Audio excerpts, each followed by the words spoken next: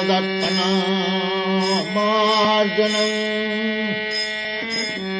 भवमहादावाग्निर्वापनं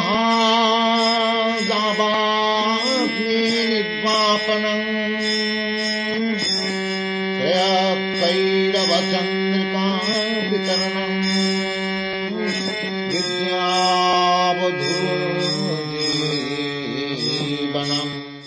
आज सिद्धि के अंतर लक्षणों का वर्णन होगा। तो इसमें भाव दशा आएगी कि प्रेम दशा आएगी कि दोनों आएंगे? दोनों ही आएंगे। भाव दशा का वर्णन कौन कौन से श्लोक करते हैं? 6 और 7। और प्रेम का 7 और 8। इसका मतलब 7 कॉमन है दोनों में, ठीक है। 7वां श्लोक भाव और प्रेम दोनों दशाओं का वर्णन कर रहा है। युगायितं निमेषेण चक्षुषा प्रावृषायितं शून्यायितं जगत्सर्वं गोविंद विरहेण मे। युगायितं निमेषेण चक्षुषा प्रावृषायितं शून्यायितं जगत्सर्वं गोविंद विरहेण मे। युगायितं निमेषेण चक्षुषा प्रावृषायितं शून्यायितं जगत्सर्वं गोविंद विरहेण मे। गोविंद विरहेण, ब्रजेंद्र नंदन श्री कृष्ण के विरह में मैं निमेषेण युगायितम, मेरा निमेष मात्र काल भी युग के समान प्रतीत होता है। निमेष पलक झपकने का समय कितना प्रतीत होता है? युग के समान। युग 12 वर्ष। चक्षुषा प्रावृषायितं गोविंद विरहेण मैं निमेषेण युगायितं मैं चक्षुषा प्रावृषायितं, मेरी आंखों से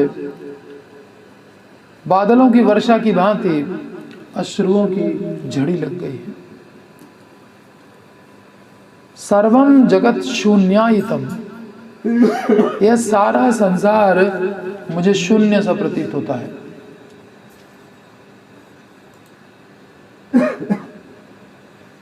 हे सखी, गोविंद का विरह में चैतन्य महाप्रभु रामानंद राय से यह वाला श्लोक कह रहे हैं। विशाखा देवी के अवतार हैं रामानंद राय, तो हे विशाखे कह के संबोधित करते हुए इस श्लोक को बोलते हैं। हे सखी, गोविंद के विरह में मेरा निमेष मात्र काल भी युग के समान प्रतीत होता है। मेरी आंखों से बादलों की वर्षा की भांति आंसुओं की वर्षा होती रहती है और यह सारा संसार मुझे शून्य सा प्रतीत होता है। पिछले श्लोक में जिस भाव भक्ति की कामना की गई थी, वह भाव जब स्थायी होकर अनुभाव और सात्विक विकारों, और चाहे स्थायी भाव हो चाहे व्यभिचारी भाव हो, आने जाने वाले, क्योंकि भाव दशा में तो आने जाने वाले होते हैं, प्रेम दशा में स्थायी हो जाते हैं। और फिर उस प्रेम दशा में भी कई विकार ऐसे होते हैं जो व्यभिचारी भी होते हैं। जैसे गोवर्धन लीला के बाद ब्रजवासियों को थोड़ा व्यभिचारी भाव कुछ काल के लिए हुआ कि भगवान ने क्या ने कैसे उठा लिया, तो फिर नंद बाबा ने उनको स्थायी भाव प्रदान कर दिया।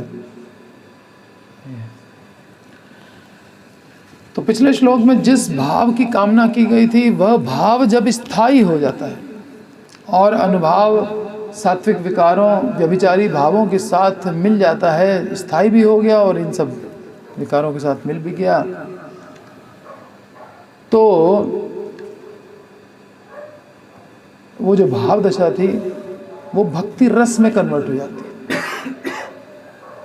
ठीक है, क्या बन गया? अब भाव स्थायी हो गया और अष्ट सात्विक विकार, अनुभाव, व्यभिचारी भाव, इन सब के साथ में जब मिक्सिंग हुई उसकी तो अब बन गया रस। 5 रस होते हैं, अब इन सब का अलग अलग कॉम्बिनेशन है जिससे 5 प्रकार के रस बन रहे हैं।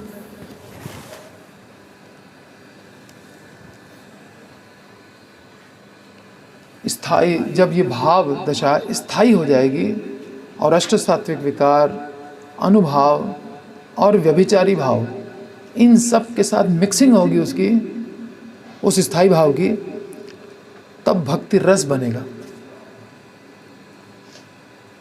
अब जीव आस्वादन करेगा उस रस का।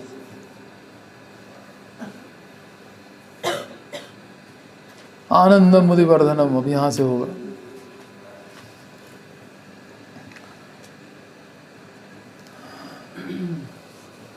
और उस दशा में अनुभाव और सात्विक विकार समूह संपूर्ण रूप से दिखने लगते हैं, पूर्ण रूप से।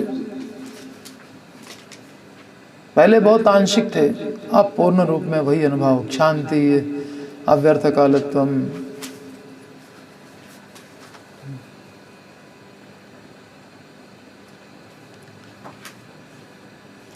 महाप्रभु जब पढ़ाते थे व्याकरण, उस समय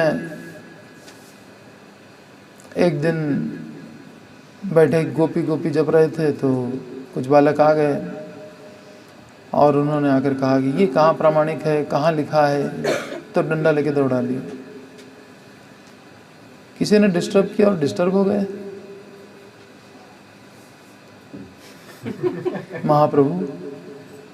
महाप्रभु अपनी प्रोग्रेस भी स्टेप बाय स्टेप दिखा रहे हैं,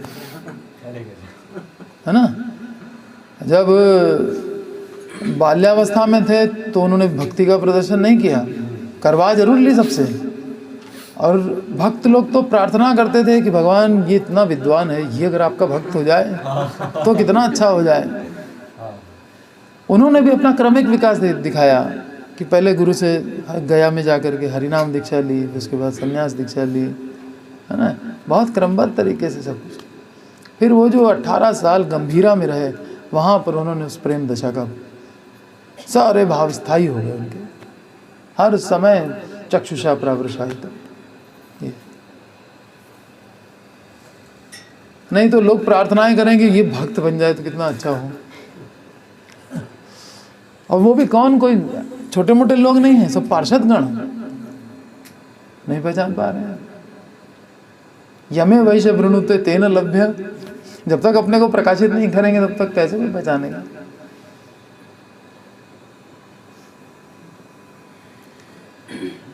तो भक्ति रस समझ में आया क्या है? भाव के साथ अनुभाव, विकार और व्यभिचारी भाव मिक्स हो जाता है। हाँ, तो भक्ति रस तैयार होता है।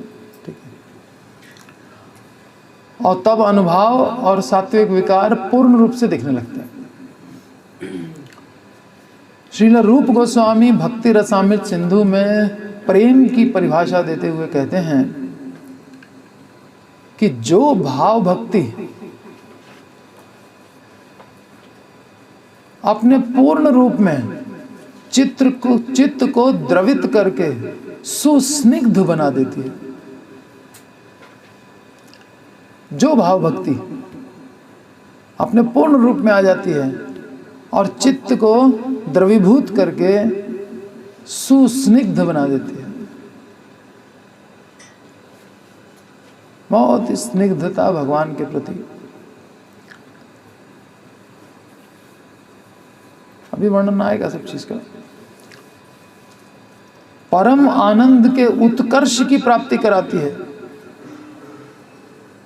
भाव भक्ति, पूर्ण रूप में चित्त को द्रवीभूत कर देती है, सुस्निग्ध बना देती है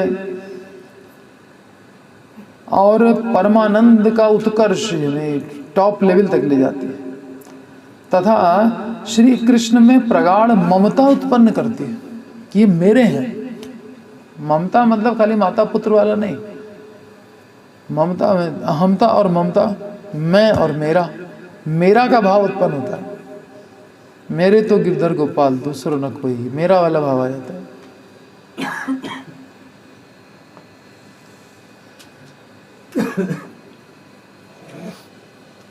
मेरे प्यारे का नाम श्री कृष्ण, मेरा छोटो सो मेरो मदन गोपाल, मेरा की भावना।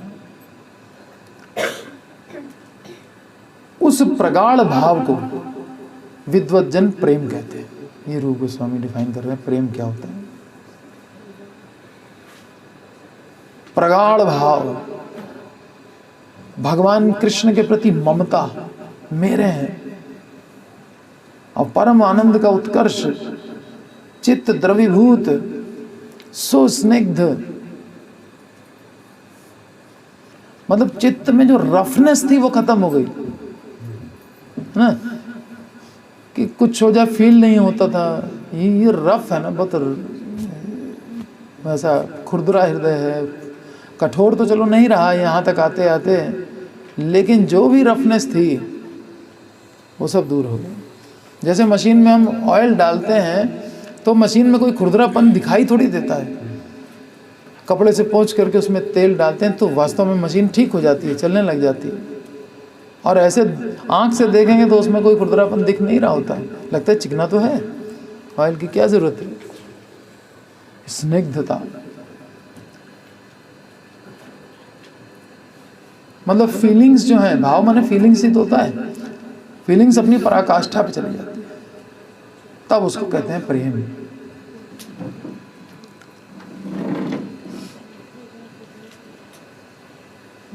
प्रेम माने ममता तो होगी होगी,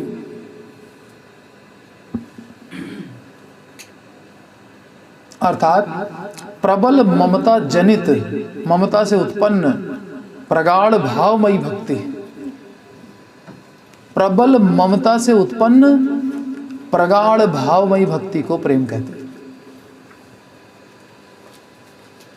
प्रेम जो है ममता से उत्पन्न होता है। मेरा जब तक मानेंगे नहीं, प्रेम कहां से होगा। शांत रस हो सकता है, उत्साह हो सकता है, ब्रह्मनिष्ठा हो सकती है, लेकिन ममत्व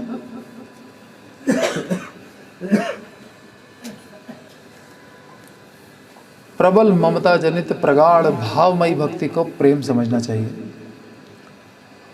अच्छा, विषय, भक्ति का विषय कौन?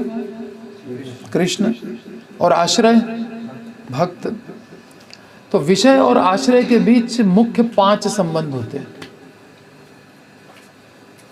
शांत, दास्य, सख्य, वात्सल्य और माधुर्य। ये मुख्य 5 संबंध हैं। इसके अलावा 7 गौण संबंध हैं। ठीक है, 12 रस होते हैं टोटल। तो 5 तो ये मुख्य सबको याद है, और बाकी के 7 जो गौण हैं उसमें है हास्य, अद्भुत, करुण, वीर, रौद्र, भयानक, विभत्स। कंस क्या सोचता है? ये जो हमारा हत्यारा है, ये हमको मार डालेगा, ये बड़ा भयानक है, हमेशा भयभीत रहता है।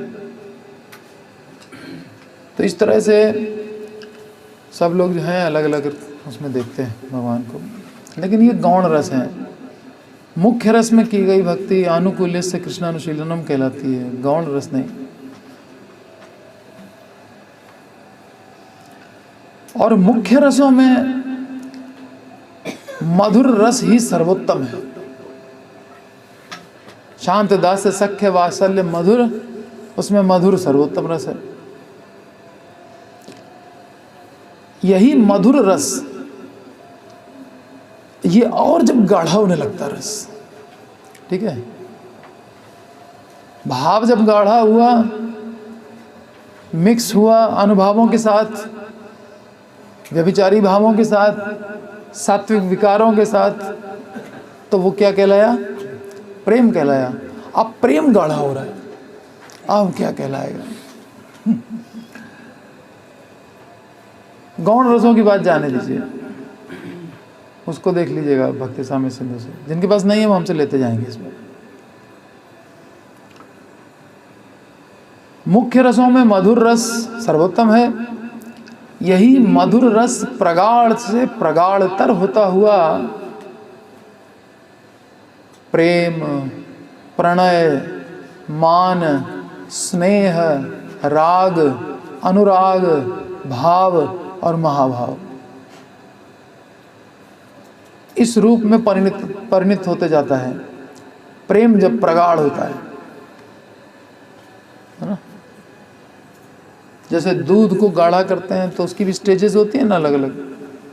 पहली स्टेज होती है खीर बन गई, थोड़ा गाढ़ा किया तो और गाढ़ा किया, मलाई बन गई, रबड़ी बन गई, और गाढ़ा किया, खोया बन गया। इस तरह से जैसे उसकी कुछ स्टेजेस हैं, ऐसे ही प्रेम के गाढ़ेपन की भी ये 7 स्टेजेस हैं। प्रणय, मान, स्नेह, राग, अनुराग, भाव, महाभाव।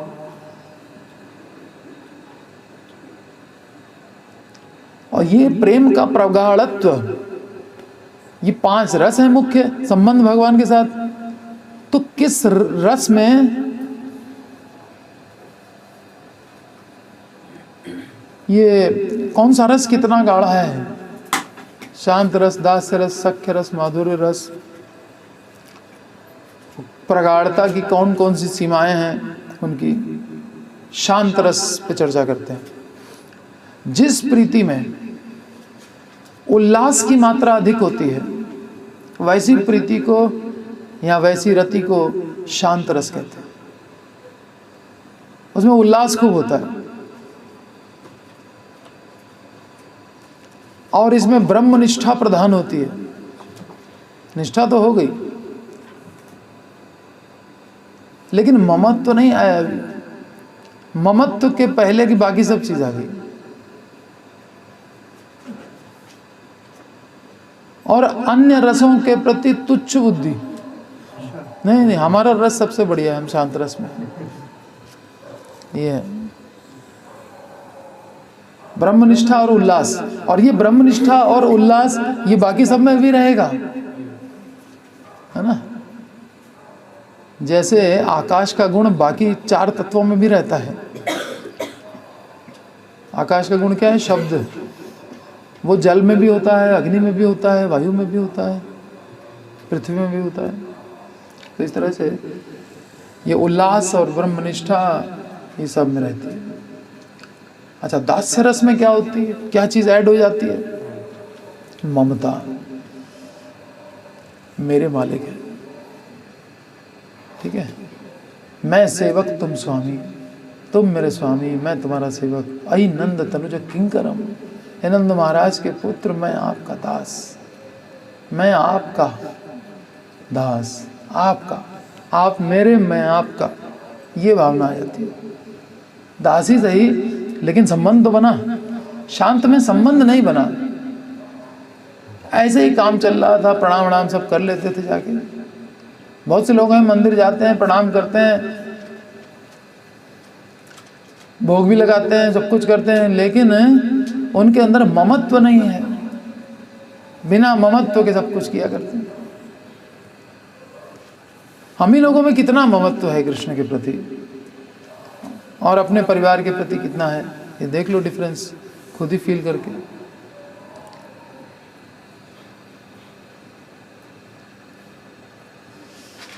अतिशय ममता के आविर्भाव से, जब अतिशय ममता हमारे अंदर आविर्भूत होती है, उससे जो समृद्ध प्रीति है उसको दास्य रस कहते हैं।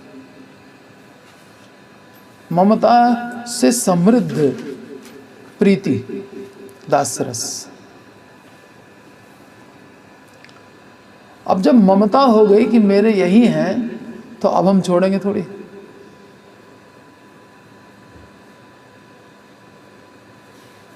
आमी तब नित्य दास, खुद ही भक्त कह रहे हैं ना, मैं तुम्हारा नित्य दास। यानी अब प्रीति भंग का ये दासत्व के भंग होने का कोई कारण भी हो तो भी नहीं भंग होगा, क्योंकि मेरा है। हम अपने परिवार से संबंध थोड़ी तोड़ते हैं, भले उसका हमारे साथ तालमेल बैठ रहा है नहीं बैठ रहा है, संबंध नहीं तोड़ते, जीवन भर निभाते हैं, चाहे जीवन भर दुखी भी रहें तभी निभा देते हैं। ये नहीं कि तुम निकल जाओ या हम निकले जा रहे हैं। मतलब 99% क्या उससे भी ज़्यादा केसेस में तो यही होता है, कोई नहीं छोड़ देता है, सहन करता है जिंदगी भर।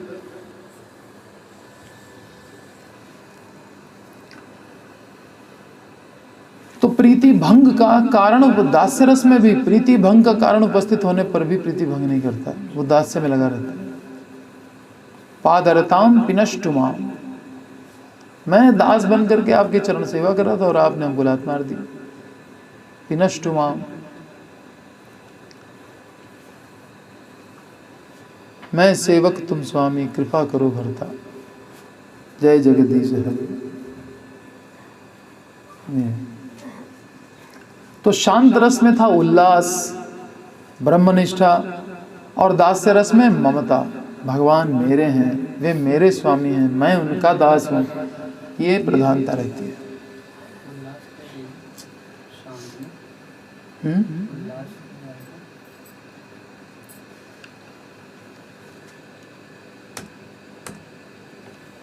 मतलब जो भी कुछ करता है भगवान के लिए उल्लास के साथ करता है, ठीक है, हाँ, अपनी बेस्ट परफॉर्मेंस देता है, लेकिन रिलेशन नहीं है, ये है।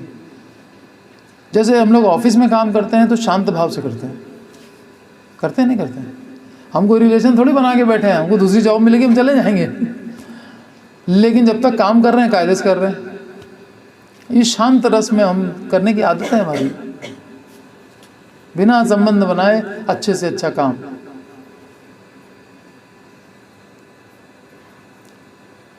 ऑफिशियल वर्क, ये ऑफिशियल डिवोटी हो गया। बस गया, रोज रोज का नियम है, भगवान के पास जाना है, गुल्लक में 10 का नोट डालना है, दर्शन करना, प्रणाम किया, चला गया, हो गया, हो गई भक्ति। आया, दुकान खोली, शटर को ऐसे किया, और उसके बाद अंदर गया, अगरबत्ती, भगवान का मंदिर है, चारों तरफ तराजू राजू सबके दिखाई, उसके बाद बैठ गया गद्दी पे, चलो भाई शुरू। हाँ, अगर फिर उसके बाद बैठ गया भागवत पढ़ने के लिए तो फिर अलग बात है। तो शांत रस में उल्लास, ब्रह्मनिष्ठा, दास्य रस में ममता। अब सख्य रस में क्या है? आराध्य के प्रति और भी प्रगाढ़ विश्वास युक्त प्रेम, इसको प्रणय कहते हैं। प्रेम के गाढ़ेपन की अवस्थाओं में किया है ना प्रणय, तो सख्य रस में होता है प्रणय, उसमें विश्वास बहुत बढ़ जाता है। कितना विश्वास बढ़ जाता है, अगासुर के मुंह में घुस रहे हैं। जैसे मित्रता में अपने मित्र की कैपेसिटी पे पूर्ण विश्वास है, ये बचा लेगा, कोई चिंता नहीं है। और उनके बल पे ग्वाल बाल भी अभिमानी होके चलते हैं।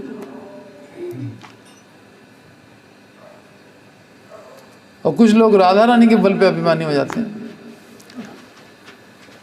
मैं तो राधा जू के बल अभिमानी, टेढ़ रहत मोहन रसियासों बोलत अटपट वाणी। मोहन से तो हम ठीक से बात भी नहीं करते। टेढ़ रहत मोहन रसियासों बोलत अटपट वाणी, मैं तो श्री राधा जू के बल अभिमानी। ऐसे जो कृष्ण के बल अभिमानी है, जो ग्वाल सखा लोग हैं, उनको कोई डर ही नहीं है किसी बात का। अरे अरे सचमुच अजगर हुआ तो कहने लगे, तो जो बकासुर का वो इसका होगा, फाड़ डालेगा उसको बिना किसी हथियार के। जानते नहीं हो कृष्ण को, विष्णु आ जाते हैं इसके अंदर। माता पिता ने ट्रेनिंग दी होगी कायदे से।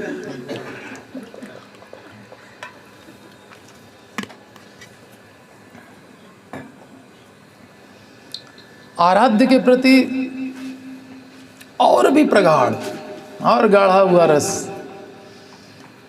विश्वास युक्त प्रेम, इसको कहते हैं प्रणय। और ये जो प्रणय है वो सख्य रस का प्राण है। सख्य रस में प्रधान प्रणय है। प्रणय प्रेम के गाढ़ेपन की एक अवस्था है।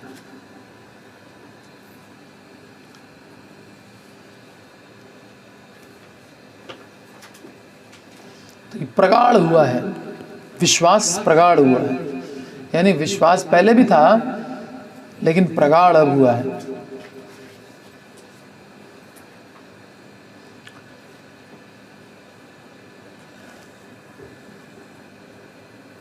तो ये अघासुर और बकासुर वाला उदाहरण जो है यहाँ पे एकदम फिट है। शांत रस में उल्लास और ब्रह्मनिष्ठा, दास्य रस में ममता और सख्य रस में प्रगाढ़ विश्वास। रिपीट करिए।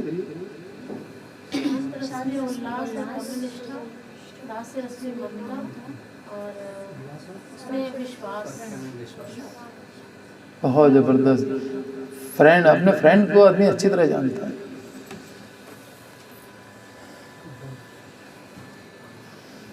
दोस्तों पे बहुत विश्वास रहता है, ये मेरे काम आएगा और कोई आए जाना है। फिर है मान। अब ये जो प्रणय है ये अब और गाढ़ा हुआ। अब प्रणय गाढ़ा हो रहा है, तो स्टेज तो गाढ़ेपन की प्रणय तक आ चुकी है। तो ये अपनी परिपक्व अवस्था में प्रणय ही अतिशय वर्धित होकर के कुटिल रूप धारण कर लेता है। उसमें कुटिलता आ जाती है। सख्य रस में अब और कुटिलता आई, तो अब रूठ रहे हैं कृष्ण से। कुटिलता यही है। फ्रेंडशिप में तो विश्वास था, ममता थी, ठीक है, और ये दूसरा मान का मतलब और प्रगाढ़ता आई, तो फिर रूठना उठना भी चालू हुआ।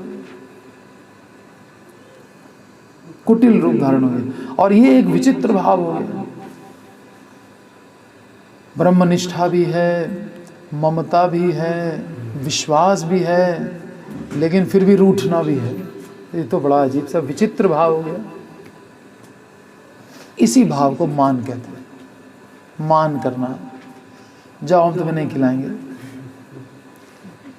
तुम राजा के बेटे हो, इसका मतलब तुम जो है हार जाओगे तभी तुमको जीता मानेंगे, और जब दाम देने की बात आती है तो तुम जो है रोने बैठ जाते हो।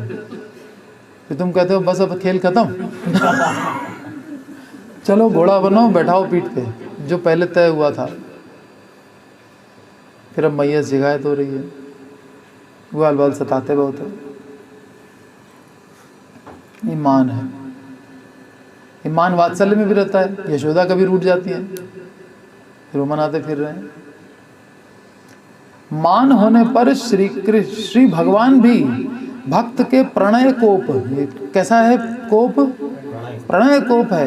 ये प्रेम के बहुत गाढ़ेपन की अवस्था के बाद ये कुटिलता आती है, तो भगवान भी बाध्य हो जाते हैं उसको मनाने के लिए। उसके प्रीति में भावों का आस्वादन करने के लिए बाध्य हो जाते हैं। वास्तव में तभी जब ये अवस्था आ जाए तभी रूठना कोई मायने रखता है, नहीं तो बहुत से लोग तो सहजिया लोग ऐसे ही कह देते हैं, हम तो बात नहीं करते अपने गोपाल से, तो हमने तुमको दिया तुम्हें खाया नहीं, तो खुद खा रहे बैठ के।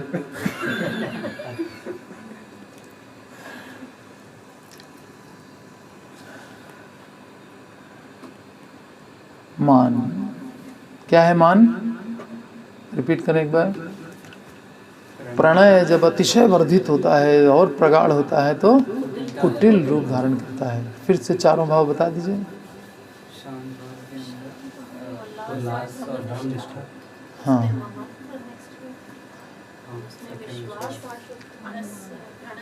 हाँ, और मान में कुटिल। फिर है स्नेह। अत्यधिक रूप में चित्त को द्रवित करने वाले प्रगाढ़ प्रेम को ही स्नेह कहते हैं। अत्यधिक रूप में द्रवित कर दे, ठीक है। मन बहुत द्रवित हो जाए। इसमें कृष्ण दर्शन की लालसा कभी नहीं मिटती।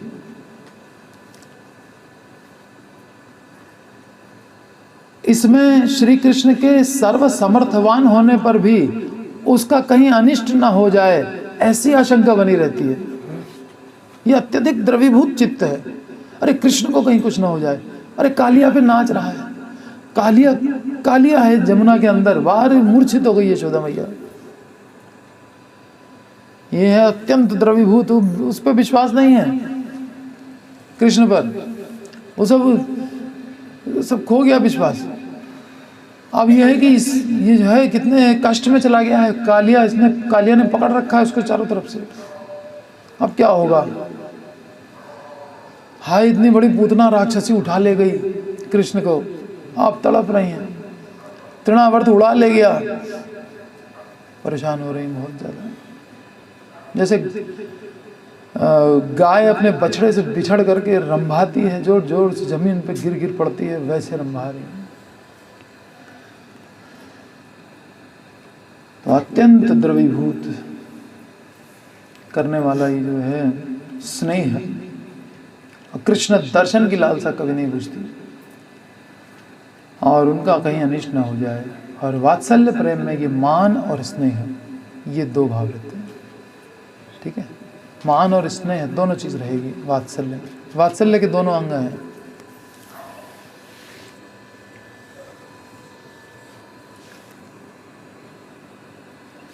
यानी कुटिलता भी रहेगी, रोटना मनाना भी लगा रहेगा, और भगवान भी मनाएंगे,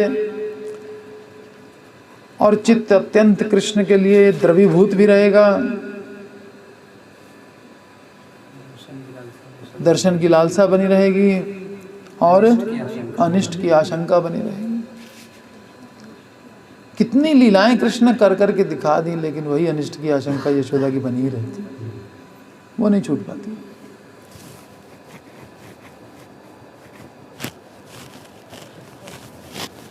चित्त अत्यंत द्रवीभूत।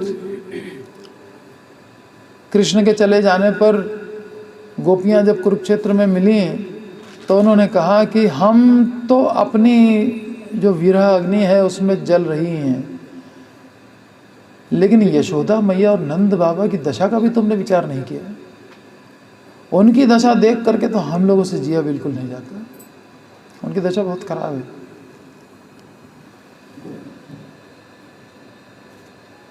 तो अपना दुख वैष्णव को नहीं दिखता है और दूसरे का दुख बहुत दिखता है।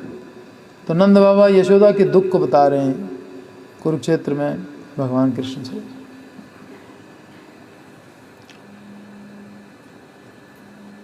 फिर है राग, और गाढ़ा हुआ प्रेम। अब राग हो गया। राग माने अभिलाषात्मक स्नेह। अब कृष्ण से अभिलाषाएं हैं।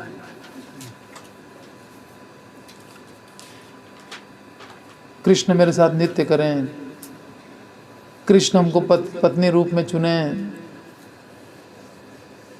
ये सब इच्छाएं जागृत हो गई, अभिलाषाएं होने लग गई। पहले अन्य अभिलाषा शून्यम हुआ था, अब यहाँ से अभिलाषा फिर चालू हो गई।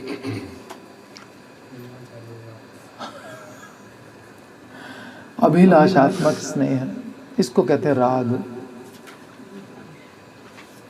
वात्सल्य में तो माता पिता बच्चे की अभिलाषाएं पूरी करते रह जाते हैं, खुद कहाँ अभिलाषा। अब ये माधुर्य में हो रहा है। ठीक है, अभिलाषाएं करना, प्रेमिका प्रेमी से अभिलाषाएं करेगी।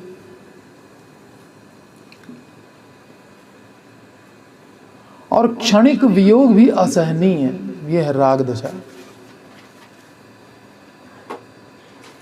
युगायितम निमेषेण, एक पलक झपकने का समय भी युगों के समान प्रतीत हो रहा है। क्षणिक वियोग भी असह्य। और मिलन में अत्यधिक दुख हो रहा हो, बड़े कष्ट से गोपियां कैसे आती होंगी रात में नृत्य करने के लिए, सारे परिवार की बातें सुनती हुई, कैसी कैसी बातें सुननी पड़ती होंगी। तो मिलन में अत्यधिक दुख भी उन्हें सुख जैसा जान पड़ता है। राधा रानी कहती हैं कि हमको जो लोग अपशब्द कहते हैं वो मुझे कंठहार की तरह प्रतीत होता है, जैसे गले में माला पहन रखी वो पुष्प की तरह लगते हैं उनके जो गालियाँ हैं।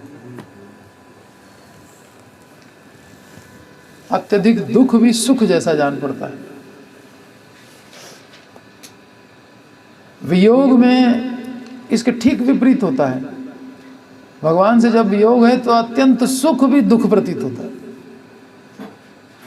सुखी करने वाली चीजें भी पीड़ा देती हैं कि हम क्या करेंगे ये सुख भोग करके, मेरा बेटा तो है नहीं, कृष्ण तो है नहीं यहाँ, उसके बगैर हम कैसे सुख भोगेंगे, या मेरा पति नहीं है, तो कोई भी सुख भोगने की इच्छा नहीं करती उनकी। अब वो देखो लक्ष्मी प्रिया, एक माला जप रही है, एक चावल का दाना, कोई है सुख भोगने की इच्छा? हम कहते हैं अगर हरिदास ठाकुर जितना भी जप करते होंगे तो अभी तो 192 दाने हुए, कितने होते हैं? 192 दाने चावल के, उतना ही खाली आहार ले रही हैं, इससे ज्यादा तो कोई कर नहीं सकता। तो अत्यधिक सुख भी दुख प्रतीत हो भगवान के विरह में, अत्यधिक दुख भी सुख प्रतीत हो भगवान के मिलन में, क्षणिक वियोग भी असहनीय हो जाए और अभिलाषाएं हो जाएं अपने प्रियतम से, इसको कहते हैं राग। फिर और प्रेम गाढ़ा हुआ, अब हुआ अनुराग।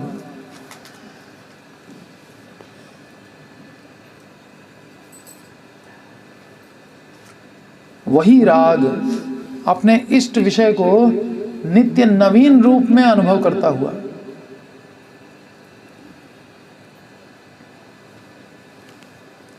नित्य नवीन रूप में अनुभव कर रहा है। इसका मतलब कि अभिलाषाएं जो ऊपर राग में चीजें थी वो सब और ज्यादा बढ़ रही हैं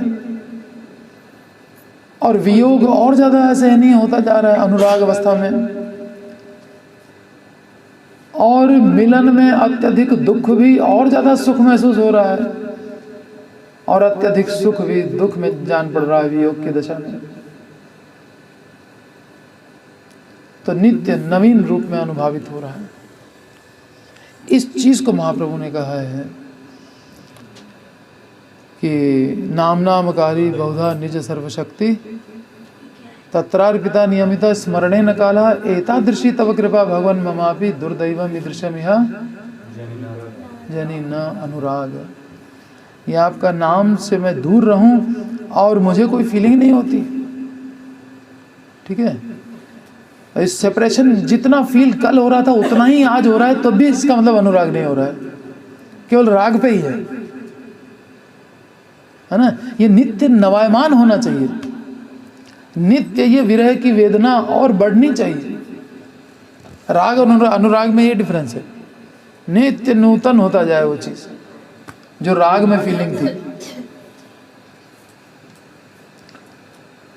राग अपने इष्ट विषय को नित्य नवीन रूप में अनुभवित करता हुआ और स्वयं नव नवायमान होता हुआ अनुराग के रूप में परिणत हो जाता है।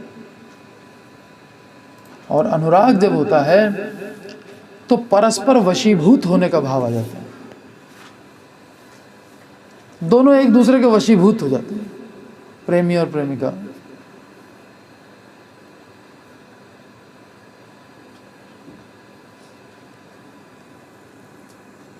कृष्ण और गोपियां,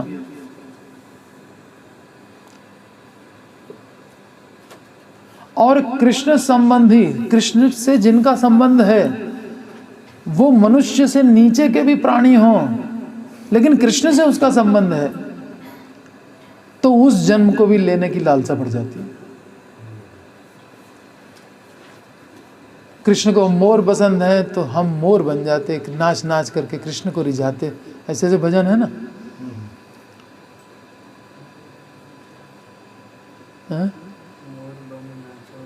हाँ, उस राधा रानी को रिझाने के लिए कृष्ण मोर बन के आ गया। मोर बने आयो कान्हा मोर बने आयो।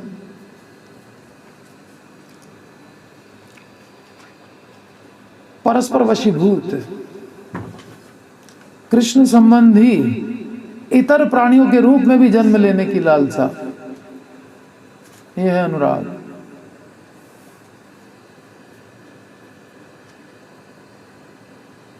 इसे कहते हैं प्रेम वैचित्र्य। क्या मनुष्य जीवन भी खो देने के लिए तैयार हो? इतना प्रेम है तुम्हें? नहीं, कृष्ण का उससे कितना संबंध है। गाय से कितना प्यार करते, दिन भर गायों को लेकर के घूमते हैं। हम गाय होते काश। जो पशु हों तो कहाँ बस मेरो, चरो नित नंद की धेनु मझार। मैं भी नंद महाराज की धेनु बन जाता, कृष्ण हमको भी चराने ले जाते, है ना। तो मनुष्य से इतर वो भी बनने के लिए मन करने लग जाए, इसको बोलते हैं अनुराग। जो खग हो तो बसेरा करो, नित्य कालिंदी कूल कदम्ब की डार। पक्षी बन जाता तो कालिंदी के किनारे जो कदम्ब का वृक्ष है, राधा कृष्ण जहाँ नीचे खड़े होकर के आपस में अंतरंग वार्तालाप करते हैं, पक्षी बन के वहाँ बैठे होते, सुनते रहते। नए नए हेरी वो सदा युगल रूप राशि। ये डिजायर्स डेवलप हो रहे, अभिलाषा है, अनुराग कहते हैं इसको। और दिन प्रतिदिन बढ़ती जाए।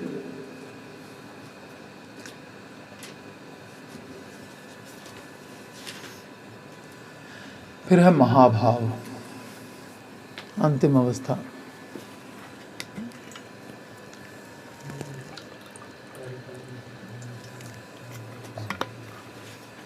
वही अनुराग। राग जब प्रगाढ़ हुआ तो अनुराग हो गया, और अनुराग जब प्रगाढ़ हो गया तो उसमें उन्माद आ गया, पागलपन आ गया उसके अंदर। ये उन्माद अवस्था प्राप्त होने के बाद वो महाभाव कहलाता है। अब भ्रमर से बात हो रही है, पागलपन है, भ्रमर से बात कर रहे हैं, तुम कृष्ण के दास हो, यहाँ चले आए हो, यहाँ से दूर हटो। अब उसको झिड़क रही हैं वो, कृष्ण जैसे जो कृष्ण को कहना चाहती हैं वो उस भ्रमर से कह रही हैं, ये मान करके कि वो कृष्ण ने भेजा इसको। भ्रमर से बात कर रही है।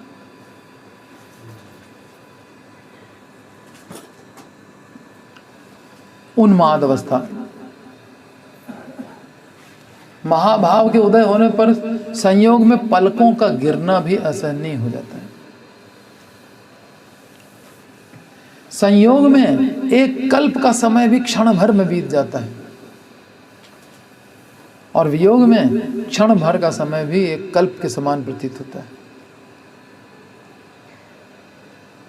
महाभाव की संयोग और वियोग दोनों ही दशाओं में सात्विक और संचारी आदि के सभी विकार अपनी चरम सीमा पर भाषित होते हैं।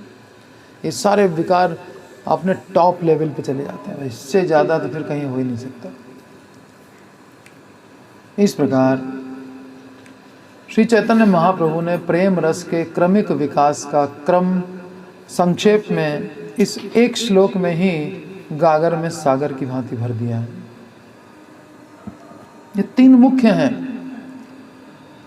नयनम गलदशुधारया वदनम गदगद हृदया गिरा पुलकैर्निचितं वपुः कदा तव नाम गृहण भविष्यति और युगायितं निमेषेण चक्षुषा प्रवृषायितं शून्यायितं जगत् सर्वम्। तो प्रेम का जो क्रमिक विकास है वो महाप्रभु ने इसमें भर दिया है गागर में सागर की तरह। गोविंद विरहीण, इस वाक्य से विप्रलंब अर्थात वियोग का भाव प्रकट होता है। हमारे आचार्य जो हैं रूप गोस्वामी सनातन गोस्वामी, ये विप्रलंब भाव में रहते थे।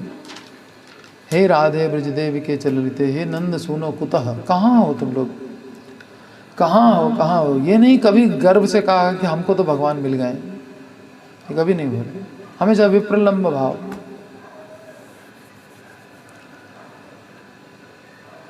तो इस जगत के जो साधक जीव हैं उनके लिए केवल पूर्व राग युक्त विप्रलंब का ही आस्वादन करना उचित है। ये भक्तिविनोद ठाकुर कह रहे हैं कि हमको जो है विप्रलंब भाव का ही आस्वादन करना चाहिए, वियोग में भक्ति का।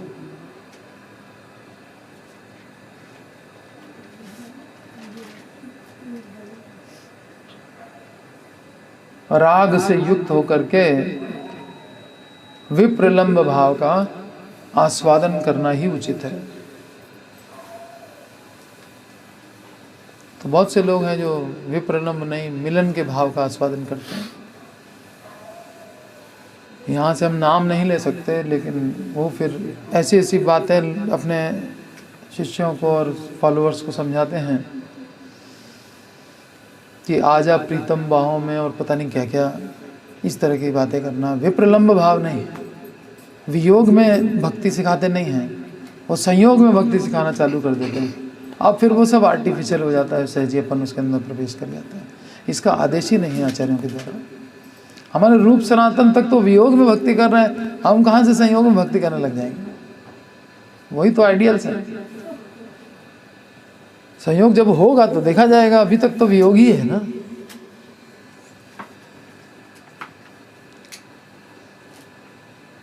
यहाँ जगत में हम संयोग दिखा करके और लोगों को भ्रमित करें, संयोग हो गया तो यहाँ क्यों है?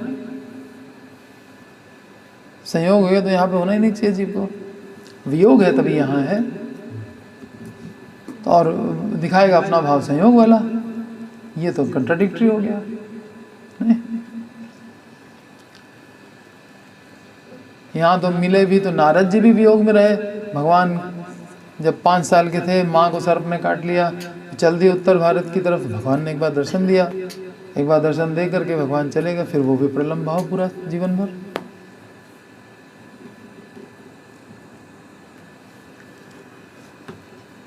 विरहावस्था की 10 अवस्थाएं दशाएं बताई गई हैं।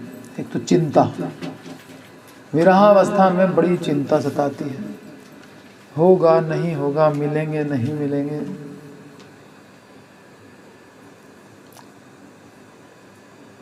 तो अब अगर चिंता है तो नींद आएगी क्या? जागरण दूसरा लक्षण। चिंता ही नहीं है तो निश्चिंत होकर सो रहा है, कृष्ण मिलेंगे नहीं मिलेंगे, जब हुआ नहीं हुआ सो गया, कल कर लेंगे। ये है विरहावस्था को कोई फीलिंग ही नहीं है। तो विरहावस्था की 10 अवस्थाओं में पहली चिंता, दूसरा है जागरण, तीसरा है उद्वेग, चौथा है तनु क्षीण होना, शरीर कमजोर होता जाता है। विरहावस्था में क्या अपने आप को मेंटेन ही नहीं करता, क्या मेंटेन करें?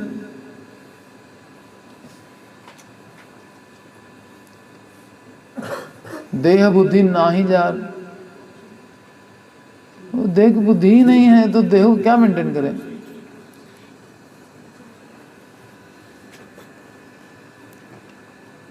पांचवा है मलिनांगता, शरीर मलिन भी हो सकता है। डिवोटीज है, बहुत बड़ा बड़ा डिवोटी है, लेकिन धूल धूसरित है, पता ही नहीं है उसको कि हमने नहाया है कि नहीं नहाया, क्या किया क्या नहीं किया, तिलक लगाया नहीं लगाया, वो बस वो विरह में पड़ा हुआ है। मलिनांगता भी विरह अवस्था की एक दशा है, और शरीर से कमजोर हो जाना भी एक विरहावस्था की एक दशा है। तो वो विरहावस्था की दशा का आस्वादन कर रहा है, और हम उसको सजेस्ट करें कि नहीं ये करो ठीक हो जाओगे, वो करो ठीक हो जाओगे, तो वो जानता है क्या करना है, ठीक हो जाएंगे, उसको समझाने बैठ गए। मलिनांगता है, अरे बाबा नहा लिया करो, ता शरीर मैला करके 4 दिन से यहीं पड़े हो माला लेके, यमुना जी सामने है, नहीं नहा रहा है। नहा क्या, वो इतना बड़ा नहा रहा है, वो सर्व आत्म स्नपनम कर रहा है वो बैठ के, उसको नहाना समझाया जा रहा है। वही तो यमुनाचार्य ने कह दिया, प्रातः कालीन संध्या को मेरा प्रणाम, नहीं हो पाएगा, स्नान को मेरा प्रणाम, पितरों मुझे माफ कर दो, मैं कुछ नहीं कर पाऊंगा। ये है स्थिति, नहीं कर पाता। मुझे माफ़ कर देना, सबसे माफ़िया मांग लेता है, स्नान से तो संध्या वंदन से, सब चीज़ से। और प्रलाप,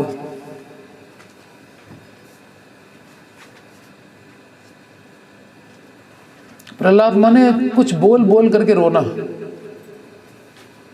कुछ बोलेगा फिर रोने लगे, कुछ बोलेगा फिर रोने लगे, प्रलाप। चुपचाप रोने को प्रलाप नहीं कहते हैं, बोल बोल के रोना। राधा गोविंद महाराज कहते हैं कि माताओं की बड़ी आदत होती, रोती जाती बोलती जाती, वो बोल बोल के खूब रोती। और व्याधि, व्याधि माने बीमारी, बीमार भी हो सकता है क्योंकि वो बॉडी के लेवल पे नहीं है, तो बीमारी उसको घेर लेगी। शरीर है, ठीक है, होने दो। अब सनातन गोस्वामी को शरीर में खुजली हो गई, बताइए, और वो भी रस टपक रहा है, और चैतन्य महाप्रभु उनको गले लगा रहे हैं, उस रस को अपनी बॉडी से लगा रहे हैं, कह रहे आज मैं पवित्र हो गया, जिसके लिए मैंने पृथ्वी पे जन्म लिया आज सफल हुआ, तुम्हारा आलिंगन प्राप्त किया। और खुजली का रस लग गया, वो कुछ नहीं, इन्फेक्शन हो जाएगा, ये हो जाएगा, वो हो जाएगा, हम लोग 50 बात सोचेंगे। लेकिन वो भक्त जो है मलिनांग हो सकता है उसने स्नान न किया हो सकता है वो बीमार हो, वो दुर्बल हो गया हो, अब हम उसको सजेशन देने बैठ गए, ये ऑफेंस हो गया। आप पहले वो समझो उसकी दशा क्या है, इसीलिए तो ये सब क्लियर किया जा रहा है। उसके बाद अपना सजेशन देना है कि नहीं देना है वो सब सोचेंगे। पता लगा हम उससे नीचे की स्टेज में और हम उसको लगे सजेशन देने, उसको अच्छा लग ही नहीं रहा है। उसके भाव के अनुकूल बात करो तो ठीक भी है। प्रलाप और व्याधि और उन्माद, कभी कभी पागलों जैसी हरकत भी करेगा। नित्यानंद प्रभु धोती उतार करके पगड़ी बांध करके घूम रहे हैं चिरवास आंगन में, ले नीचे कुछ नहीं पहने, ये उन्माद और मोह।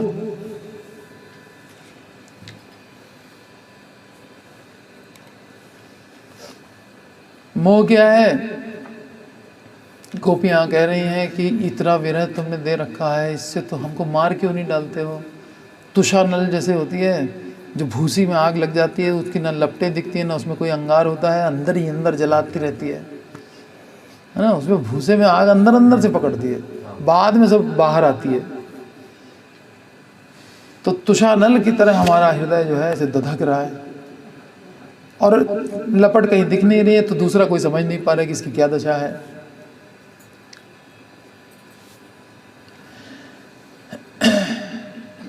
तो मार क्यों नहीं देते हो?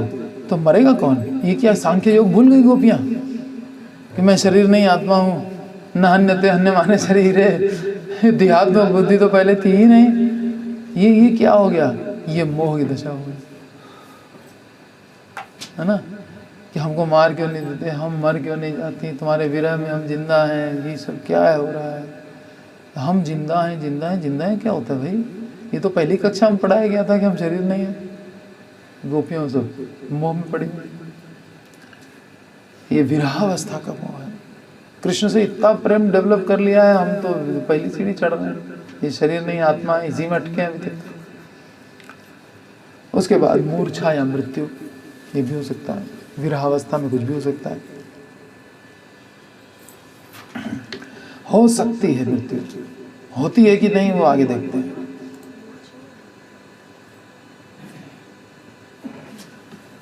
श्री चैतन्य महाप्रभु अपनी ही माधुरी का आस्वादन कर रहे हैं। कृष्ण है स्वयं, कृष्ण में कैसा रूप है, कृष्ण के विरह का आस्वादन कर रहे हैं, विप्रलंब भाव में है, अपनी ही माधुरी का आस्वादन कर रहे हैं और कह रहे हैं युगायतम निमेषेण चक्षुषा प्रावृषायतम शून्यायतम जगत सर्वम गोविंद विरहेण। गोविंद के विरह में पलक झपकने का समय युगों के समान लग रहा है। आंखों से एक दो बूंद नहीं, वर्षा के समान झड़ी लगी हुई है। सारा जगत पहले की तरह भरा पूरा होते हुए भी कैसा लग रहा है? शून्य लग रहा है। क्यों? प्रियतम के वियोग में, गोविंद विरहेण। अर्थात कुछ भी अपना नहीं लग रहा है। सब लग रहा है ये कहाँ आ गया, अपना तो कृष्ण ही था ना बस, तो बाकी तो कोई अपना था नहीं। मेरे तो गिरधर गोपाल दूसरों न कोई, वही अवस्था तो हर ब्रिजवासी की है। तो सबको शून्य ही शून्य दिख रहा है, गोविंद नहीं दिख रहा है तो सब जीरो, और जिसको देखो वही विरह में रो रहा है, कुछ अपना नहीं लग रहा है। तो ये बहुत ऊंची अवस्था है, गोविंद के विरह में ऐसी अवस्था प्राप्त करना। तो हमें इसका कोई अनुभव नहीं है, लेकिन कोई भौतिक वस्तु ना मिलने पर दुख का अनुभव हो, ये तो हमने फील किया है ना। धन का अभाव हो तो हमारे आंसू निकल पड़ते हैं, दुख होता है मन में, दरिद्रता में कष्ट होता बड़ा। कोई घर में बीमार हो जाए तो बड़ा अनुभव होता है दुख का। तो वियोग में दुख का अनुभव हमने किया है, लेकिन भौतिक संबंधों और भौतिक वस्तुओं के लिए। लेकिन यहाँ पर जो विरह है वो कृष्ण से विरह है, उसका हमारे पास कोई एक्सपीरियंस नहीं है, लेकिन फिर भी सुनना चाहिए, क्योंकि ये तो पता चले कि कोई ऐसी अवस्था भी होती है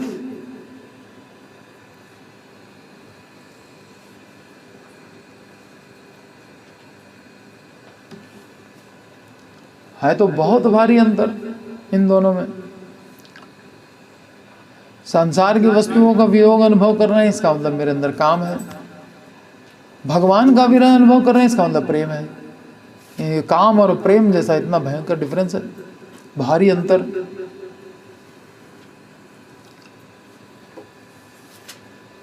तो सांसारिक काम और भगवत प्रेम में देखने में तो वियोग में दोनों ही रो रहे हैं। एक वस्तु के लिए रो रहा है, एक कृष्ण के लिए रो रहा है, एक किसी अपने संबंधी अपने पुत्र के लिए रो रहा है, और यशोदा भी अपने पुत्र के लिए रो रही है, लेकिन उनका पुत्र गोविंद है, हमारा पुत्र कोई और है। तो देखने में रंग एक जैसा है, रंग जो आंख से दिखाई देता है वो एक जैसा प्रतीत हो रहा है, दोनों विरह में रो रहे हैं, परंतु स्वाद में बहुत भारी अंतर है। एक विप्रलम्ब भाव है जिसमें बहुत बड़ा आस्वादन हो रहा है, और दूसरा तो जला जला के आदमी को भौतिक जगत में ढकेल रहा है। काम अगर घोर अंधकार है तो कृष्ण प्रेम उज्जवल भास्कर है, प्रखर सूर्य। निजेंद्रिय प्रीति वांछा तार नाम काम, और कृष्णेंद्रिय प्रीति वांछा धरे प्रेम नाम।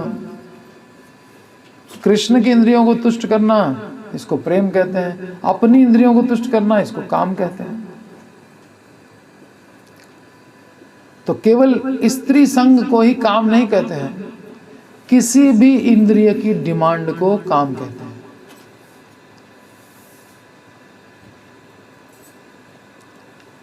जैसे आंख से देखने में मिश्री और फिटकरी और स्वाद में बहुत बड़ा अंतर, दोनों एक जैसे वाइट वाइट ढेला। कैसे पता चले कि मिश्री है, ये फिटकरी है, ये नमक का ढेला है? स्वाद अलग अलग है। तो ऐसे ही एक संसार की वस्तुओं के विरह में रो रहा है, दूसरा कृष्ण के विरह में रो रहा है, दोनों स्वाद अलग अलग ले रहे हैं। एक फिटकरी का स्वाद ले रहा है और एक मिश्री का।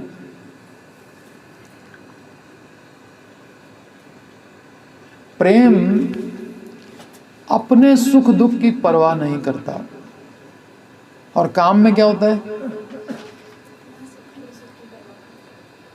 दोनों एक दूसरे से अपना सुख चाह रहे होते हैं, इसको बोलते हैं काम।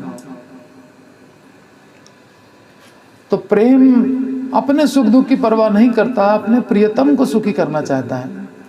और कामुकता में दोनों एक दूसरे अपनी अपनी इंद्रिय तुष्टि चाहते हैं। इतना विशाल अंतर है।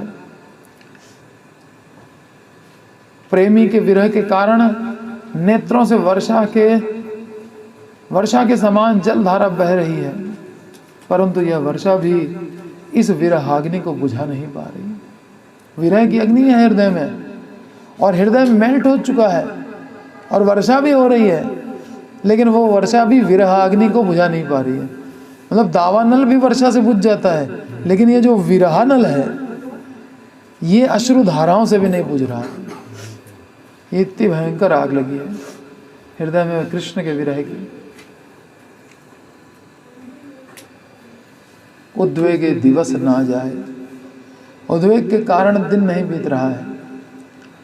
क्षण हैल युग सम, एक क्षण युगों के समान हो गया।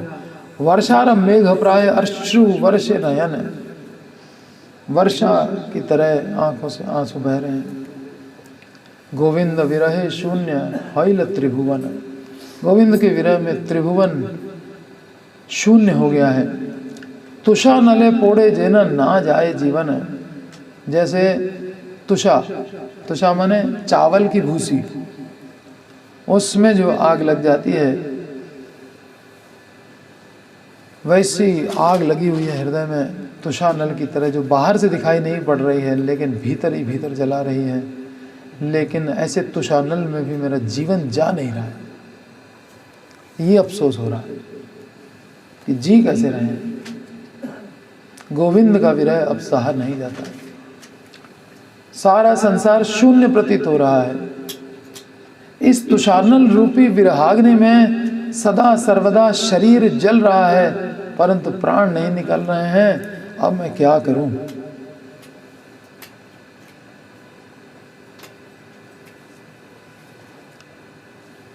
आप वृंदावन आइए, तभी आपकी हम पूर्ण कृपा मानेंगे। ये कुरुक्षेत्र में बुला करके मिल लिए, ये पूर्ण कृपा नहीं। वृंदावन आइए, अपने चरण कमलों को वहां प्रकट कीजिए। कदम के वृक्ष के नीचे मुरली बजाते हुए, ये सूट बूट टाई लगाए हुए जो आपका जो राजकुमार वाला वेश है, इसमें हमको बिल्कुल भी आनंद नहीं आ रहा है। नंगे पांव, हाथ में लाठी लिए हुए, कमर में बांसुरी खोसे हुए, वो जो रूप है वो ही हमको चाहिए। हमको वो चरण कमल दर्शन करने हैं जिसमें वो पाद त्राण भी नहीं होता है। प्रसन्नता ही नहीं हो रही है इस रूप को देख करके। वृंदावन आइए, तभी आपकी पूर्ण कृपा मानेंगे। आप उद्धव से संदेश भेज करके हमको सांत्वना देना चाहते हैं, ये असंभव है। हमको सांत्वना दे पाए, ये आपके शब्द हमको सांत्वना नहीं दे पाएंगे। हमारी आदत बहुत बिगड़ी हुई है। इन नेत्रों से जब तक हम आपको देखेंगे नहीं, वो भी वृंदावन के अंदर, कदम के नीचे बांसुरी बजाते हुए, गाय चराते हुए, तब तक हमें संतुष्टि नहीं मिलेगी। ये आप शब्दों से हमको मत समझिए। वो भी किसी के हाथ मैसेज भिजवा दिया, ये कोई तरीका है? उन्माद की अवस्था है, बोले जा रहे हैं कुछ भी।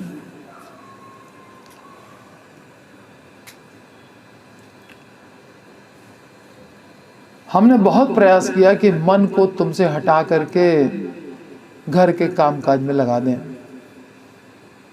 परंतु ये नहीं हो पा रहा है। घर का सब कार्य पेंडिंग में पड़ा रहता है। हम क्या करें? नहीं होता हमसे। आप करो, ध्यान करो, ये वो सब उद्धव के द्वारा सब मैसेज भिजवा रहे हो। हम योगी नहीं है कि आपके चरण कमलों का ध्यान कर पाएंगे। हमको चरण कमल सामने लाके बस दिखा दो। योगी लोग होते होंगे आंख बंद करके, हाँ भाई भगवान दिख रहा है, उसी में संतुष्ट हो जाते हैं। हम वैसे संतुष्ट होने वाले नहीं। हमको ये नेत्र चाहिए, इससे दिखना चाहिए। लोग हम पर हंसेंगे, ऐसे ऐसे मैसेज भेजोगे तो हमारी हंसी होगी और कुछ नहीं होगा। पहले ही लोग पता नहीं कितनी गाली देते थे कि आधी रात को वहाँ चली जाती है नाचने के लिए, वो खुद ही चला गया, ले अब 100 साल हो गए, आ ही नहीं रहा। अब बताओ अब कितना कहते होंगे। एक तो इधर भी रिलेशन बिगाड़ लिए, ऊपर से वो भी चला गया। अब तो हालत खराब है बिल्कुल। हमारी हंसी करा रहे हो तुम। ध्यान करो बैठ के मेरा। तुम हमेशा ऐसे कपटपूर्ण व्यवहार करते हो। इसी बात पर गोपियों का प्रेम क्रोध में बदल गया।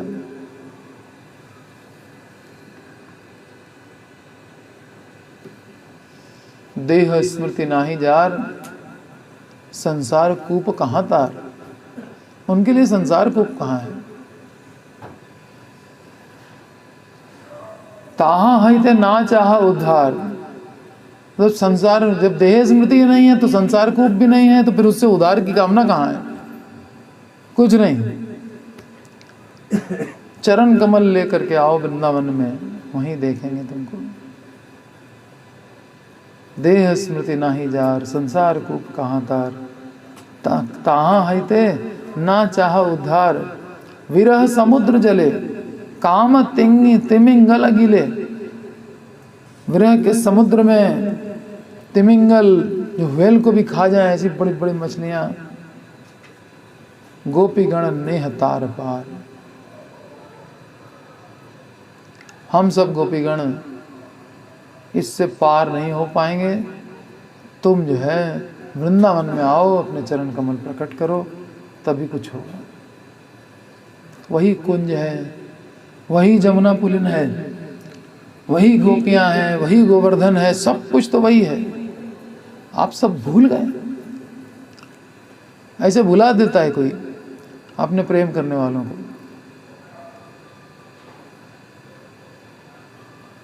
देखिए, सामान्य रूप से भक्ति का नियम है कि अपने प्रेम को प्रकट नहीं करना चाहिए, लेकिन इस समय ये उन्माद की अवस्था, पागलपन की अवस्था है। इस समय उनको कोई नियम नहीं याद है। इस समय कृष्ण से डायरेक्ट अपने प्रेम की बात कर रहे हैं कि ऐसे प्रेम करने वालों को ऐसे आप भूल के बैठ गए।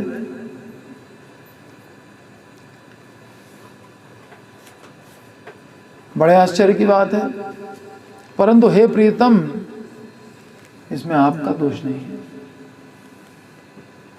फिर वो भगवान को दोष रहित कह रहे हैं। आप तो विनम्रता, कोमलता आदि सारे सद्गुणों की खान है। वो आप ही से तो सब सद्गुण आता है।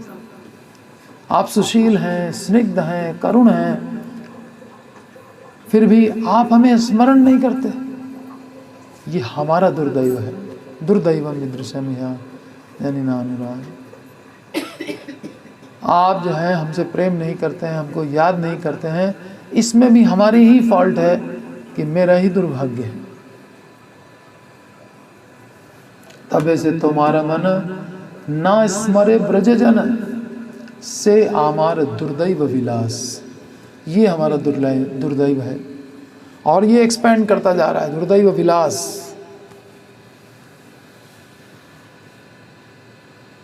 कैसे पता चल रहा है कि हमारा दुर्दैव है? तुम्हारा मन हमारा स्मरण नहीं करता। हम अपना दुख तो सह भी लें, परंतु मैया यशोदा की विरह दशा देखकर हमारा कलेजा फट जाता है। उनकी विरह दशा ब्रिजवासियों में से कोई भी सहन नहीं कर सकता। इस अवस्था में भी ब्रिजवासियों को क्यों जिला रहे हैं? खत्म करो सारा केस। इतना चारों तरफ क्रंदनी क्रंदन दिखाई दे रहा है, तो ऐसे जीवित रहने से क्या लाभ है? मार क्यों नहीं डालते? केवल दुख सहने के लिए उन्हें क्यों जीवित रखा हुआ है? कह के गए आएंगे, आवन कह गए अजहु न आए, ना जाने वह दिन कब आए। मैं नंद जियूं किस हेतु, मेरे मनमोहन न आए। क्या करूं मैं? हम आपको देखे बिना जी रही हैं, यही बहुत बड़े आश्चर्य की बात है। हमें मृत्यु क्यों नहीं आ रही है? हे प्राणेश्वर, आप ब्रज जन जीवन हैं। सारे ब्रिजवासियों के आप प्राण हैं। गोपी जन जीवन हैं आप। नंद महाराज के प्राण धन हैं आप।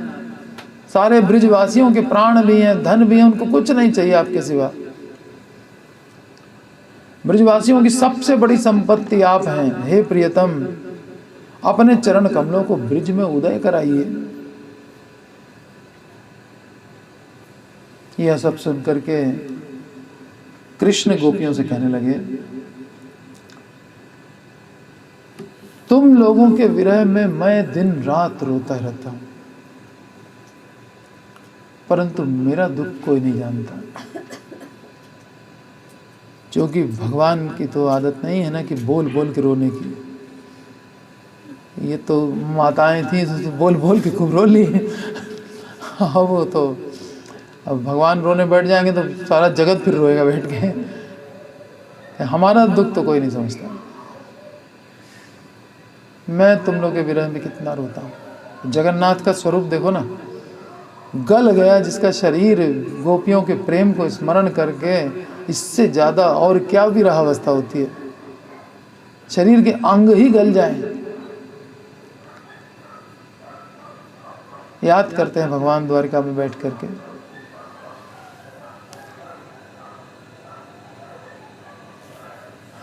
प्राण प्रिय सुन मोर एई सत्य वचन, तोमा सबार स्मरणे झुरो मोई रात्रि दिने। दिन रात मैं रोता हूँ आप लोग को याद करके। मोर दुख ना जाने कौन जने, मेरा दुख कोई नहीं जानता। ब्रजवासी जत जन माता पिता सखागण, सबे है मोर प्राण सम। ये सब मेरे प्राणों के समान है। सखागण जो तुम लोग कह रही हो कि हम स्मरण नहीं करते हैं, दिन रात रोते हैं उनके लिए, लेकिन हमारे दुख को कौन समझता है। तार मध्य गोपीगण साक्षात मोर जीवन, और उनमें भी तुम लोग गोपीगण, वो तो मेरा जीवन ही है। तुम ही मोर जीवनेर जीवन है। मेरे जीवन का भी जीवन तुम लोग हो। ये तो जीवन होते हुए भी बेकार है वो जीवन, अगर आप लोग नहीं होते। हे किशोरियों, आप लोगों के प्रेम ने मुझे अपने वश में कर लिया है। मैं केवल आप लोगों के अधीन हूं। लेकिन हाय रे दुर्दैव कि इस दुर्भाग्य ने हमको एक दूसरे से दूर कर दिया। आज हम अलग अलग रह रहे हैं। तुम भी हमसे बहुत प्रेम करते हो, हम भी तुमसे बहुत प्रेम करते हैं, लेकिन रहना पड़ रहा है अलग अलग। दुर्दैव। कृष्ण भी अपना दुर्दैव मान रहे हैं कि हमको गोपियों से अलग रहना पड़ रहा है। आज भगवान भी अपना दुख व्यक्त कर रहे हैं गोपियों से। वो भी आज प्रेम को छिपा नहीं रहे, उन्माद की अवस्था में कृष्ण भी हैं ऐसे। प्रिया के बिना प्रीतम और प्रीतम के बिना प्रिया जी नहीं सकते, फिर भी जीते हैं। ये बड़े आश्चर्य की बात है। तुषा नल में मन जल रहा है भीतर ही भीतर, लेकिन प्राण नहीं निकल रहे हैं। क्यों? मोर दशा सुने जबे, क्या भाव है गोपियों का और कृष्ण का कि प्राण क्यों नहीं निकल रहा है। विरह की अग्नि में जल रहे हैं। इस अश्रुधारा से, लगातार अश्रुधारा से भी वो अग्नि बुझ नहीं रही है विरह की, तो जीवन क्यों चल रहा है। मोर दशा सुने जबे, दोनों सोच रहे हैं यही, कृष्ण भी और गोपियां भी, कि मोर दशा सुने जबे तार यही दशा हवे, ए भय दुहे राखे प्राण। इस भय से दोनों के प्राण बचे हुए हैं कि अगर मैंने प्राण त्याग दिए तो यही दशा उनकी भी हो जाएगी, वो भी प्राण त्याग देंगे। और वही कृष्ण सोच रहे हैं कि अगर मैं प्राण त्याग दूं तो ये गोपियां प्राण त्याग देंगी। इसलिए दोनों के जीवन बचे हुए हैं। दूर रह करके भी, विरह अग्नि सह करके भी मर नहीं रहे हैं। मोर दशा सुने जबे तार यही दशा हवे, यही भय दुहे राखे प्राण। प्रिया सोचती है कि यदि मैं विरह में देह त्याग दूं तो यह समाचार सुनकर मेरे प्रीतम की क्या दशा होगी। वो भी देह त्याग देंगे। यह स्मरण करके वो देह नहीं त्याग पाती और जलती रहती है।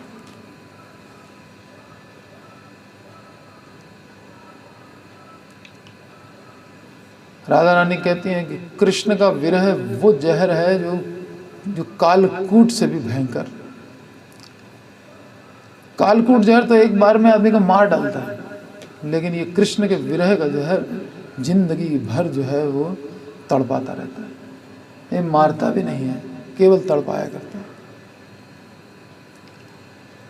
सेई सती प्रेमवती, प्रेमवान सेई पति। अब ये पति और पत्नी के कौन प्रेमवती और प्रेमवान है उसको बता रही हैं। सेई सती प्रेमवती, प्रेमवान सेई पति, वियोगे ये वांछे प्रिय हित। वियोग में भी जो अपने प्रिय का हित सोचता रहे, वही सती प्रेमवती है और वही प्रेमवान पति है। विरह में भी जो अपने प्रिय का हित सोचे। ना गणे आपन दुख, अपने दुख को गिने ही ना। वांछे प्रिय जन सुख, उनका सुख सोचे। से ही दोहें मिलय अचिराते। अब शची माता हैं, चैतन्य भागवत में वर्णन है, महाप्रभु ने बता दिया शची माता को कि हम संन्यास लेने जा रहे हैं। कोई माता इस तरह से परमिट कर देगी? नहीं। तुम्हें अगर इसी में सुख है, ठीक है, तुम करो। ये प्रेम है। तुम सुखी हो ना, हम सह लेंगे। कृष्ण का, चैतन्य महाप्रभु को सुखी करने के लिए शची माता 70 वर्ष की और विष्णु प्रिया 16-17 साल की पत्नी तैयार हो गई सब विरह सहने की।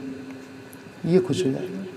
तो सही सती प्रेमवती, प्रेमवान सही पति, वियोगे ये वांछे प्रिय हित, और ना गणे आपन दुख, वांछे प्रिय जन सुख, सही दोहें मिलिए अचिराते। और एक दूसरे से जल्दी ही मिलेंगे। कृष्ण इसीलिए कह गए थे, आवन कह गए अजहु न आए, हो सकता आज आ जाए। रोज इस आशा में उठ जाते हैं। आशा बंध है, वो बंधा ही रहता है। समुत्कंठा, कैसे राह देखते रहते हैं। इधर ही से अक्रूर जी ले गए थे, इधर ही से हो सकता है लेके आए, और राह पे आंखें टिकी हुई हैं।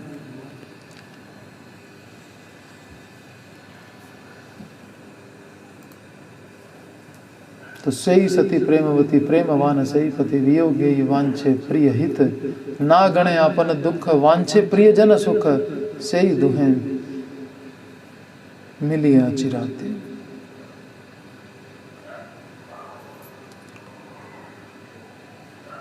तो विरह में भी प्राण बने हुए हैं।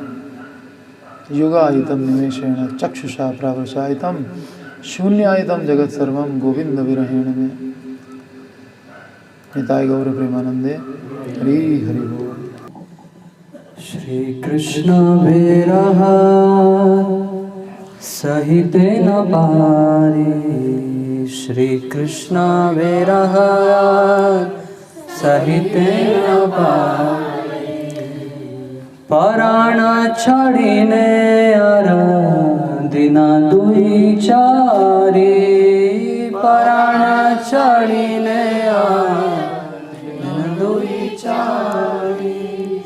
पराण छड़िने आर दिन दुई चारे, पराण छड़िने आर दिन दुई चारे। गाइते गोविंद नाम, उपजिला भावग्राम। गाइते गोविंद नाम, उपजिला भावग्राम। गाइते गोविंद नाम, उपजिला भावग्राम। गाइते गोविंद नाम, उपजिला भावग्राम। देखिला माया मोनार कूले, देखिला माया मोनार कूले, देखिला माया मोनार कूले, देखिला माया मोनार कूले। वृषभानुसुता संगे श्यामनाटवारा रंगे वृषभानुसुता संगे श्यामनाटवारा रंगे वृषभानुसुता संगे श्यामनाटवारा रंगे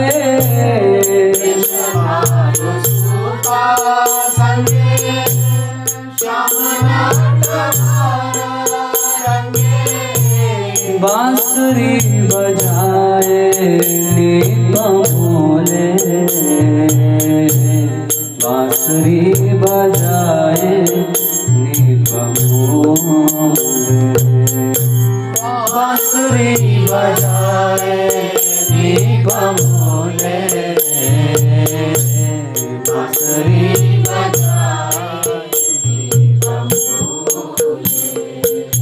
देखिया युगला धना अस्थिर हैला मना देखिया युगला धना अस्थिर हैला मना देखिया युगला धना अस्थिर हैला मना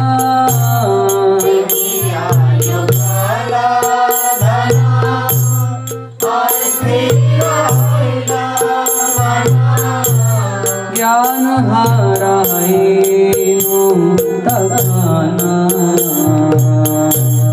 ज्ञान हारायिनो तखाना ज्ञान हारायिनो तखाना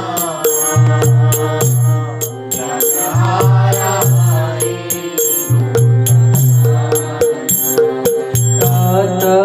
क्षण नाही जानी ज्ञान लाभ हैला मानी क्षण नाही जानी ज्ञान लाभ हैला मानी कत क्षण नाही जानी ज्ञान लाभ हैला मानी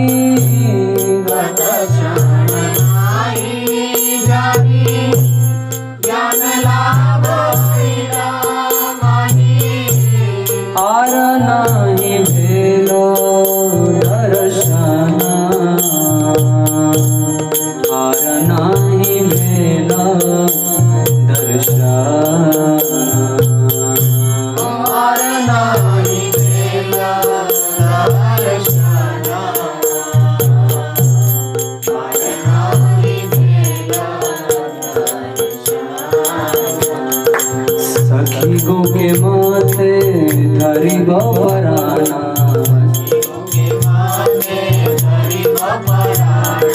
सखी गो के माथे धरी बपराना निमेष हैला युगे रसमाना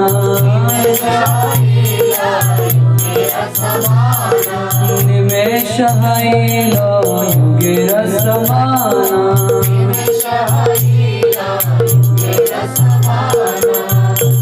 श्रावणेर धारा आखी बारिशाया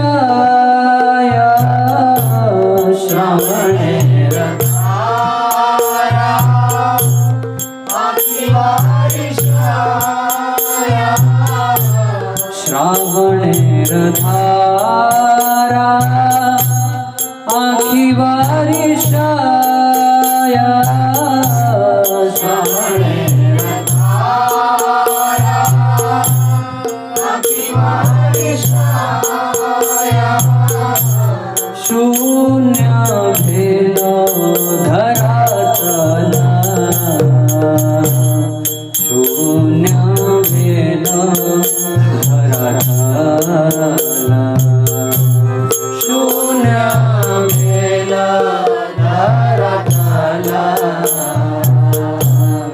शून्य भेलो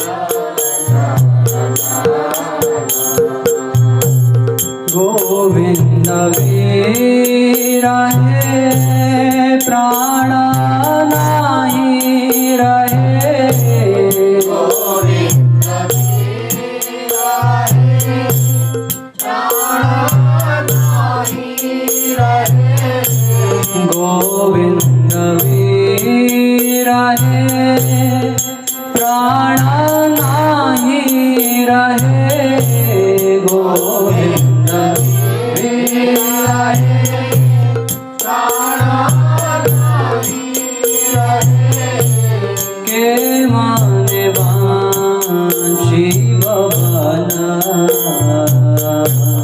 के माने बांशी भवना के माने बांसी बभाना के माने बांसी बभाना भगति